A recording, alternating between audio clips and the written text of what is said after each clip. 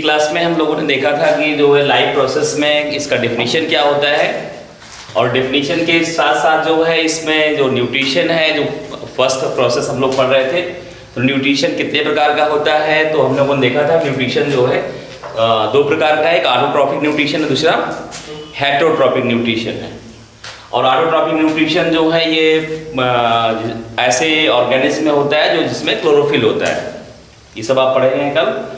और उसके बाद आपने पढ़ा था कि जो ये हेटेरोट्रॉफिक न्यूट्रिशन होता है ये कितने प्रकार का होता है। तो आपको बताया गया था सैप्रोफिटिक, सेकेंड पैरासिटिक और थर्ड बताया गया था होलोजोइक।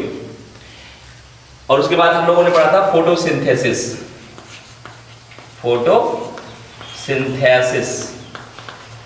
फोटोसिंथेसिस हम लोग पढ़ा था कि this is the process of food preparation of plants, ये पौधों के भोजन बनाने की क्रिया है। And there are two raw materials, first is carbon dioxide and second is water, which are needed for the process of photosynthesis. This carbon dioxide enters in the leaves through stomata, and this water is absorbed by the roots from the soil, and with the help of these two, in the presence of sunlight and chlorophyll,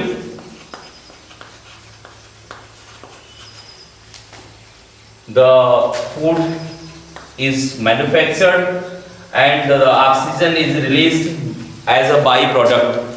यानी जो photosynthesis की क्रिया होती है इसमें हमें by product के रूप में ऑक्सीजन प्राप्त होता है। और ये कल हम लोगों ने इसका रिएक्शन भी देखा था कि रिएक्शन जो होता है उसमें ऑक्सीडेशन और रिडक्शन दोनों प्रकार के रिएक्शन होते हैं। रिडॉक्स रिएक्शन होता है, फोटोसिंथेसिस कैसा रिएक्शन है, ये एक रिडॉक्स रिएक्शन है जिसमें ऑक्सीडेशन और रिडक्शन दोनों होता है। और ये जो ऑक्सीजन है ये कहां से आती है, ऑक्सीजन ये कहां से आती है, वाटर से। कहां से आती है, वाटर से। तो this oxygen is obtained by the oxidation of water, यानी वाटर के ऑक्सीडेशन से हमें ऑक्सीजन गैस प्राप्त होती है, which is used by us in the process of breathing and respiration. Today we will study about the stomata, because the stomata play an important role in the process of photosynthesis. So first we will write here the structure of stomata. Stomata का structure कैसा होता है, तो stomata का जो structure होता है उसको first of all we will draw here, this is stomatal pour.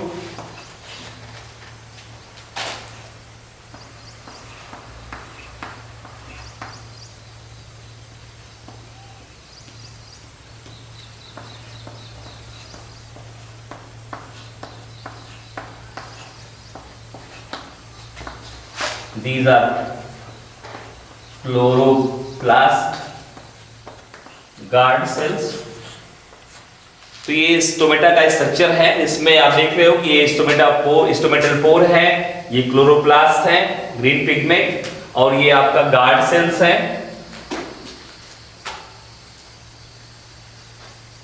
So what is the function of stomata?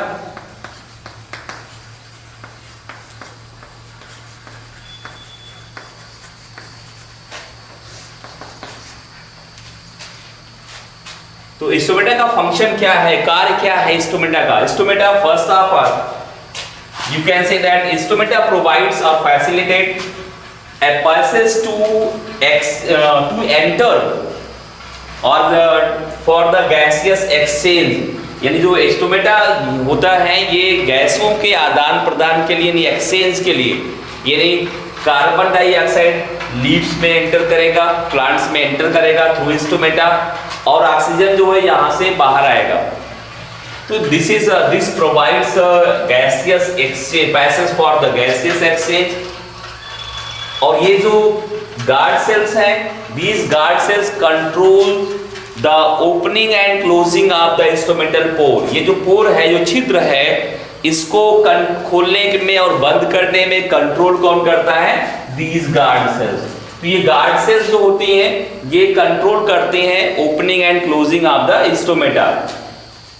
And when water flows into these guard cells, they swell and then the instrumental pore open. यानी जब इन guard cells में water flow करता है, इनमें water भरता है, तो ये स्वेल कर जाती हैं, फूल जाती हैं, और फिर ये जो इंस्ट्रूमेंटल पोर है वो ओपन हो जाता है, खुल जाता है. उस समय जो कार्बन डाइऑक्साइड है वो एंटर कर जाती है. फिर जब ये वाटर इसमें से निकलता है, then guard cell shrinks, then the opening is closed. यानी जो ओपनिंग है ये क्या हो जाती है? क्लोज हो जाती है. तो आपसे पूछा जाता है कि आप इंस्ट्रूमेंटा का स्ट्रक्चर बना करके उसके फंक्शन को राइट करिए. यहाँ पे क्वेश्चन हो सकता है आपके बारे में यहाँ पे एग्जाम में कि draw the structure of stomata and write the function of the stomata. तो इंस्ट्रूमेंटा का स्ट्रक्चर बनाना है आपको और उसके फंक्शन का ऐसे कार्य क्या है. तो मेन फंक्शन क्या है? It provides a gateway or a passage, यानी एक रास्ता प्रोवाइड करता है for the gaseous exchange, गैसों के आदान प्रदान के लिए. और ये इसमें गैसेस का ओपनिंग क्लोजिंग होता है. Who controls the opening and closing of the instrumental pore? Guard cells. Who control? कौन नियंत्रित करता है इंस्ट्रूमेंटा की ओपनिंग और क्लोजिंग को? तो गार्ड सेल कंट्रोल करता है. It is clear? नेक्स्ट हम लोग देखेंगे जो नेक्स्ट टॉपिक हमारा था, उसमें आपका होलोजोइक न्यूट्रिशन. तो होलोजोइक न्यूट्रिशन जो है वो किस में होता है? अमीबा में. Holozoic nutrition occurs in the amoeba. Means हम लोग नेक्स्ट टॉपिक पढ़ेंगे nutrition in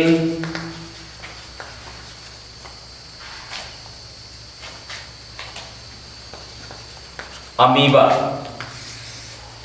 nutrition in amoeba. तो अमीबा में न्यूट्रिशन कैसा होता है? तो पहले हम लोग देखेंगे जो अमीबा है, अमीबा कैसा ये ऑर्गेनिज्म है, कैसा जीव है. तो this is unicellular.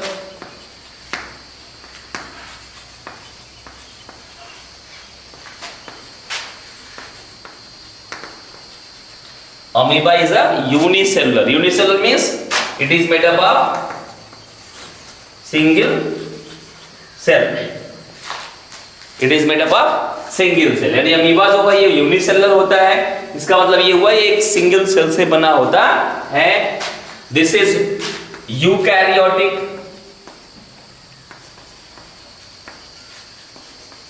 Eukaryotic means the well developed nucleus is present. यानी इसमें न्यूक्लियस होता है. आपको बताया गया है 9th क्लास में जो प्रोकैरियोटिक होते हैं वहां पे न्यूक्लियस डेवलप नहीं होता है सेल्स में. जो यूकैरियोटिक होते हैं उसमें सेल्स में क्या होता है? न्यूक्लियस डेवलप होता है. न्यूट्रिशन अमीबा में कैसा होता है? Holozoic. Holozoic nutrition is present. It means the solid food is taken directly into the body. यानी जो सॉलिड फूड होता है इसमें डायरेक्टली जो है वो इनगल्फ होता है, अंदर ले लिया जाता है बॉडी के अंदर, फिर उसका आगे प्रोसेस होता है. तो होलोजोइक जो प्रोसेस, होलोजोइक जो न्यूट्रिशन है, इसमें जो मेन स्टेप है, फर्स्ट है ingestion, second digestion, third absorption,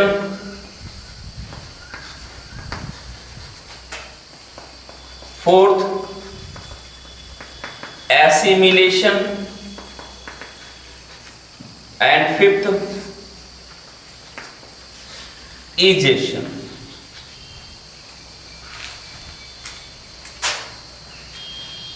holozoic nutrition specially जो अमीबा में है उसमें 5 स्टेप्स हैं। First is ingestion, second is digestion, third is absorption, fourth is assimilation and fifth is egestion. तो what is ingestion? Ingestion is the process by which, it means the process in which an organism taken food particle into the body. The process in which food is taken into the body, यानी भोजन को शरीर के अंदर ग्रहण करने की क्रिया को हम क्या कहते हैं? इंजेशन। क्या कहते हैं? इंजेशन। यानी जो भोजन है उसको शरीर के अंदर डालना, वो इंजेशन है। उसके बाद डाइजेशन क्या है? तो आपको बताया गया था प्रीवियस क्लास में कि जो कॉम्प्लेक्स फूड होता है, complex insoluble food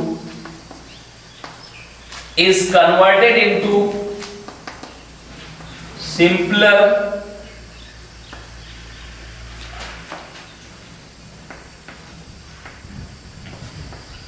soluble food. It is the process in which the complex insoluble food is converted or break down into simpler soluble form is known as digestion. यानी digestion क्या है? Digestion वो process है, वो क्रिया है जिसमें complex जो फूड है दैट इज इनसॉल्युबल, जो अघुलनशील है, जो कि डायरेक्टली एब्जॉर्ब नहीं हो सकता है सेल्स में, बॉडी में, उसको कन्वर्ट किया जाता है, चेंज किया जाता है सिंपलर सॉल्युबल फॉर्म में, जो कि हमारे बॉडी में एब्जॉर्ब हो जाता है। Next is absorption. एब्जॉर्प्शन का मतलब हो गया digested food is absorb by the body. Assimilation, the use of absorbed food by the cells is known as assimilation। यानी आफ्टर डाइजेशन जब फूड हमारा एब्जॉर्ब हो गया, बॉडी में एब्जॉर्ब हो गया, उसके बाद इसका यूटिलाइज करना, इसका उपयोग करना, सेल्स के द्वारा इसका उपयोग करना, वो एसिमिलेशन कहलाता है। Next is egestion. इजेशन का मतलब हो गया कि जो अनडाइजेस्टेड फूड है, जो जिस फूड का जो बचा हुआ अवशेष है, रिमेनिंग पार्ट है, means undigested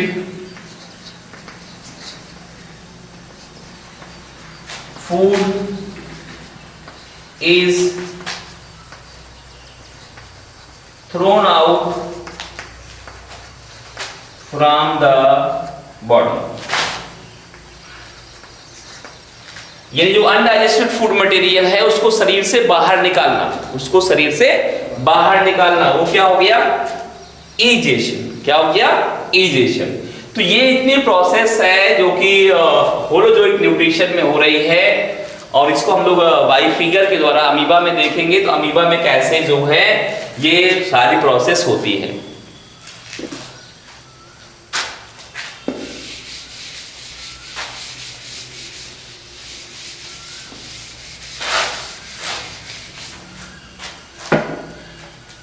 You know that amoeba has an irregular shape. There is no definite body shape in the amoeba.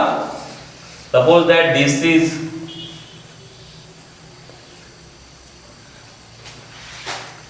amoeba and this is nucleus. Suppose that there is a food particle near the amoeba. Then what happen? यानी amoeba है, इसके पास अगर कोई food particle है तो क्या होता है? अमीबा में जो लोकोमोशन के लिए आप जानते हो, ये जो यहाँ पे जो बाहर निकले हुए उभार हैं, इनको हम कहते हैं स्यूडोपोडिया। यानी अगर हम इसको छोटी छोटी फिगर में देखें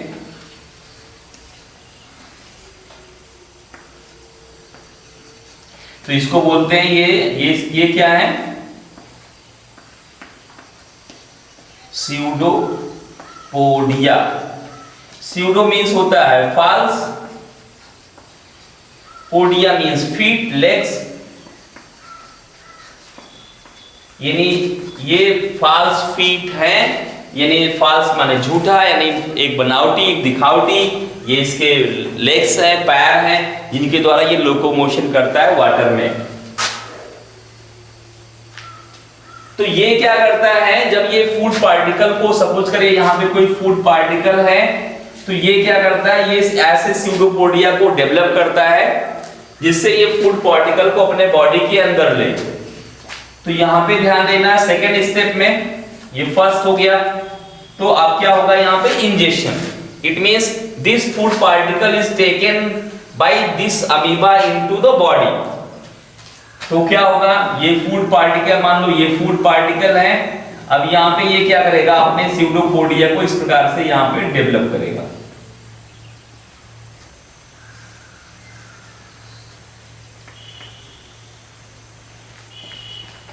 फिर ये इनक्लोज हो जाएगा सेकेंड पार्ट में, आप देखोगे थर्ड में ये बंद हो जाएगा।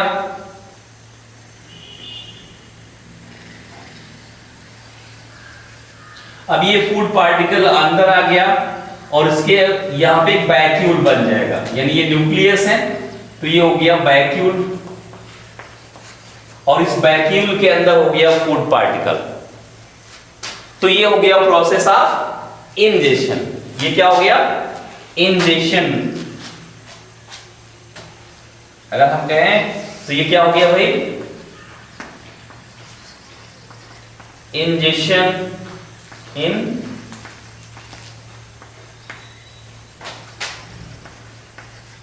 अमीबा। अमीबा में क्या हो गया, ये इंजेक्शन है, यानी ये फूड पार्टिकल जो बाहर था उसको अमीबा ने क्या कर लिया, इनगल्फ कर लिया, निगल लिया, अपने बॉडी के अंदर कर लिया। अब नेक्स्ट में क्या होगा,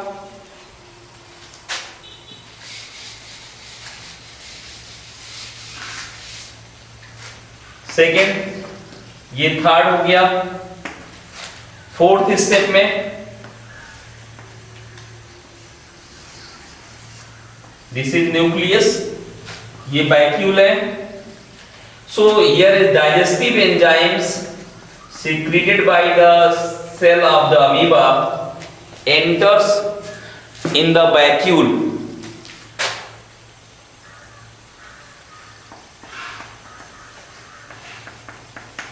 Digestive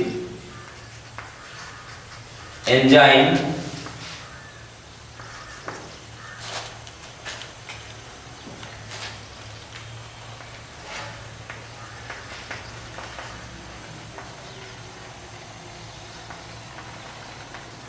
in the vacuole. Digestive enzyme क्या होते हैं, इस एंटर करते हैं वैक्यूल में, और यहां से फूड का क्या होता है, वो डाइजेशन हो जाता है।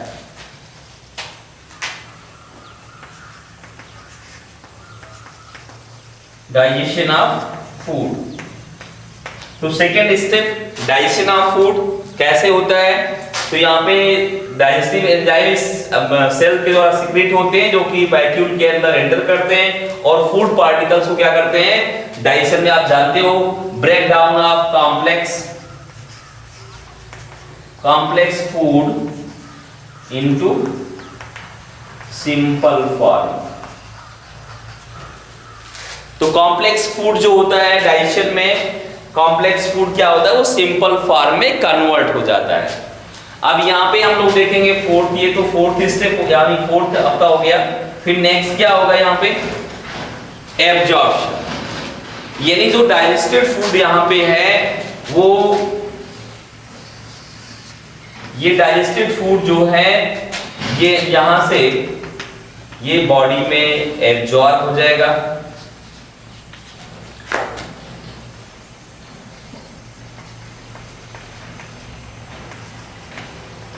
Absorption of digested फूड, यानी डाइजेस्टेड फूड का क्या हो गया, एब्जॉर्प्शन हो गया। और एब्जॉर्प्शन होता है, फिर नेक्स्ट में एसिमिलेशन हो जाता है, यानी जो फूड यहाँ पे है उस डाइजेस्टेड फूड का एसिमिलेशन होता है, that is used by the this cell in different function. तो अब ये डाइजेशन एब्जॉर्प्शन हो गया, डाइजेशन हो गया, फिर नेक्स्ट में क्या आएगा? नेक्स्ट में अब जो अनडाइजेस्टेड फूड होता है वो कहां पे आता है? यानी अगर हम देखें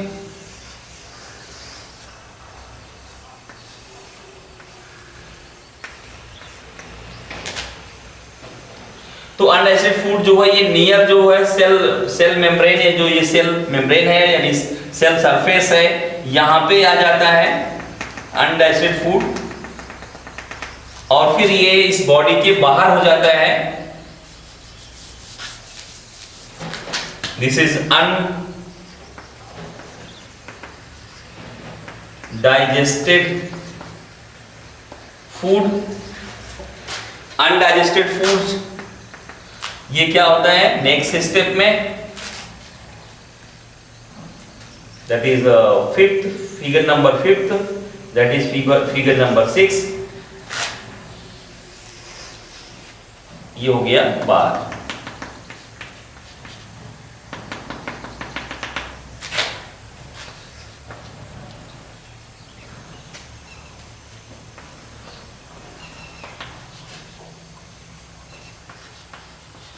Undigested food material is thrown out from the body, that is egestion। तो ये हो गया फिगर नंबर 7। तो we can express the digestion in amoeba by the help of these figures।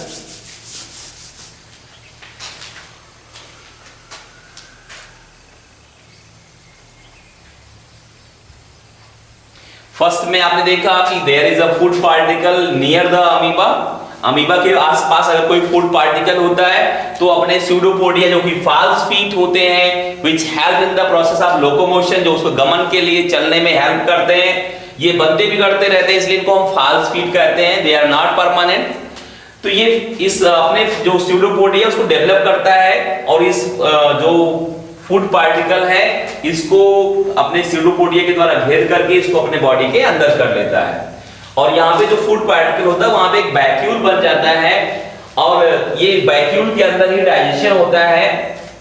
जैसे ही वैक्यूल फॉर्म होता है, डाइजेस्टिव एंजाइम्स जो है वो इस वैक्यूल में एंटर करते हैं, दे डाइजेस्ट द फूड मटेरियल, इस फूड मटेरियल को वो डाइजेस्ट करते हैं, और after digestion the food digested food is absorbed in the cell of the amoeba।